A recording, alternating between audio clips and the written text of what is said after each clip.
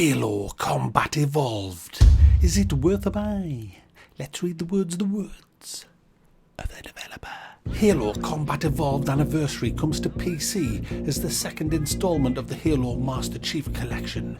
Now optimised for PC, relive the spectacularly remastered edition of the original Halo campaign, created in celebration of the 10th anniversary of one of the most beloved franchises in gaming history.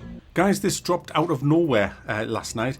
It kind of took everybody by surprise. I don't think anybody was expecting this to go live. It just appeared. No advertising, no hype, nothing. And so I just dived on it today. I thought it would be best to do this now while it's hot, while it's just come out. So I've stopped the other stuff that I was doing and blasted through this. I've been playing it all day today and I've had so much damn fun playing this.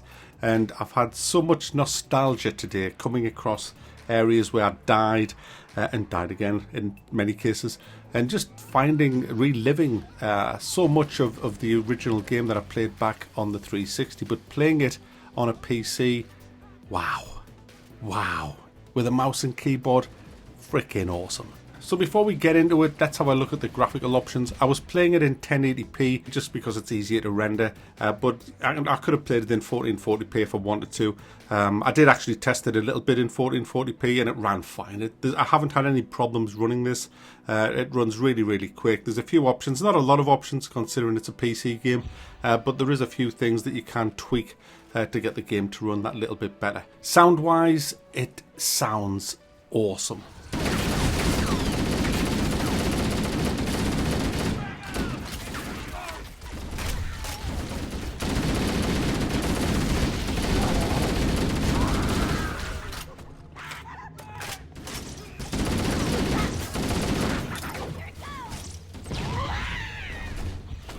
Honestly, the gun sounds are way better than the mess that they made with Reach.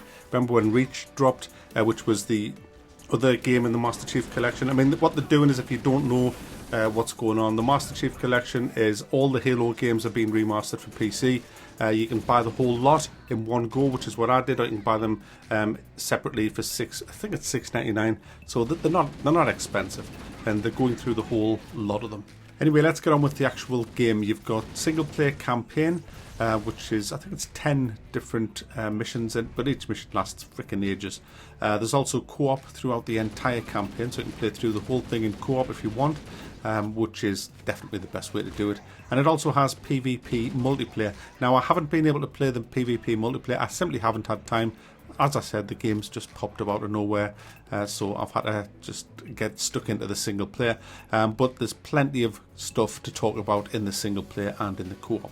I haven't played this co-op in this version, but I have played it through in co-op a couple of times on the 360. The first thing that hit me when I played this, and I played it through on normal difficulty, the first thing that really hit me was how good the AI is compared to modern day games. I mean, modern day games, I play that many of them, you kind of get used to the lackluster AI when you're playing, and it's pretty shit, you know.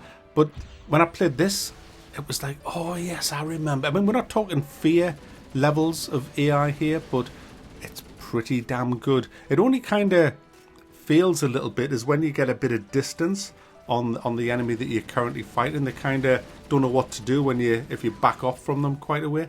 But when you get in optimal range and close range, they are formidable. They dodge your grenades, dodge your bullets. They won't keep still. They're hard to hit. They pack a huge punch. They throw grenades at you all the bloody time. The amount of times I've died to a freaking grenade, especially as they're dying. Some of them just throw a grenade as they die and say, "I'll take you with us, you bastard." Well, they don't say that, but you know. And you think you've mowed them all down, and then a grenade, you just hear it, and you just have that horrible sinking feeling when you hear that grenade just ping up, and you just think, I'm dead. The amount of times, guys, that's happened to. I think I've died so far, and I'm only halfway through the game because I have to stop playing it now because I'm doing Age of Sail, and that's a big game. That's what I was supposed to be playing all day today, but I've had to play this. And I've died pretty much about 6 or 7 times so far. It's not brutally hard, but it's hard. It is hard. You'll die. You'll probably die playing this game. So the AI is quite formidable. The levels are very well designed as well, really well designed levels. I can't remember all of them, but certainly some of them I remember well. The tank levels, for example, the twisting corridors of the enemy spaceships, the lifts or elevators, they are just great. They're all in good places. The enemy is spotted around the place in good places. And do you know what?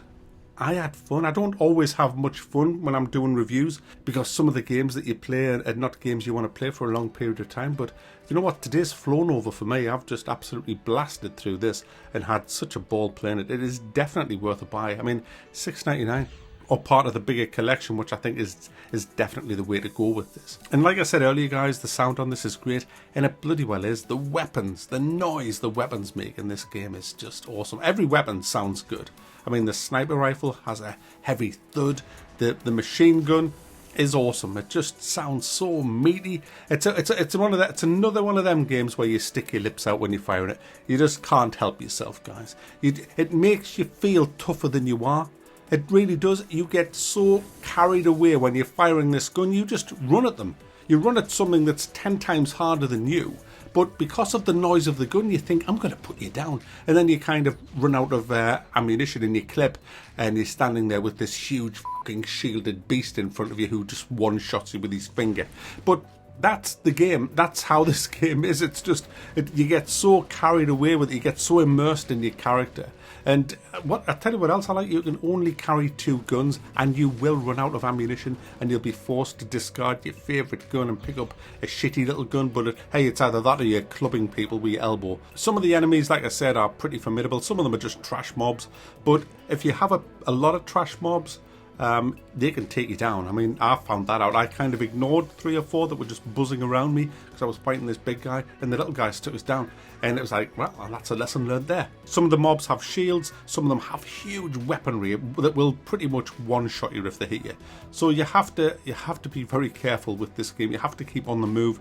It's a very fast-paced shooter. Plenty of barricades to hide behind, and it doesn't just stick you to them like modern-day hand-holdy games. This game doesn't hold your hand at all. It's full-on old school, which is how I like it. You really feel that you're accomplishing stuff when you're blazing through levels and you take out 10, 20 mobs in a room. You feel like a proper tough guy. Nowadays, games have to give you a cutscene where you're doing all but sitting scratching your fucking bollocks to make you look like a tough guy. But these games back in the 90s, back in the noughties, it was a different type of game altogether. You felt like a tough guy because you were a fucking tough guy. You were badass. You were throwing grenades that stick to people. That's so fucking great to just run up to somebody, throw a grenade that sticks on them, run away and just watch them blow up. There's just so many different ways of having fun in this game. Then there's the vehicles. There's a few different vehicles in this game, and they all steer with the odd way of, if you're using a mouse and keyboard, wherever you turn the mouse, that's the way that the vehicle will turn, which kind of hinders you if you're trying to turn and look in a different direction. Well, you just kind of can't. But it is fun, especially in the Warthog. That's like a Jeep with a mounted machine gun on the back. You can kind of get really maneuverable with it and do kind of handbrake turns and fly all over the place. And there's an AI gunner on the back who's kind of, he's not Spaceballs cross-eyed bad, but he's not the best shot, to be honest. But it is great fun just blasting around, just keeping moving so you can't get hit, circle strafing tanks while he just rakes them with the machine gun. It's just all good fun. There are a few things that piss me off a little bit. Sometimes the aiming with the sniper rifle, when you know you've got an absolute spot-on shot, but it hits something that it shouldn't because there's a bit of clipping going on. It's just, that's a little bit of an annoyance. It only happened to us a couple of times. It's not prevalent throughout the game. It was just a couple of shots that I knew should have hit, they just didn't. So there you go, guys. Halo Combat Evolved Anniversary is definitely worth a buy. It has great AI, great graphics, great sounds, great guns. It's pretty tough at times. You know, it's not like extremely hard to play at all. I mean, you can speedrun the game, but it does provide a challenge. It's better than a hell of a lot of modern games. I tell you what, it is a hell of a lot better than modern games. Has a great story to boot as well, so it's definitely worth having.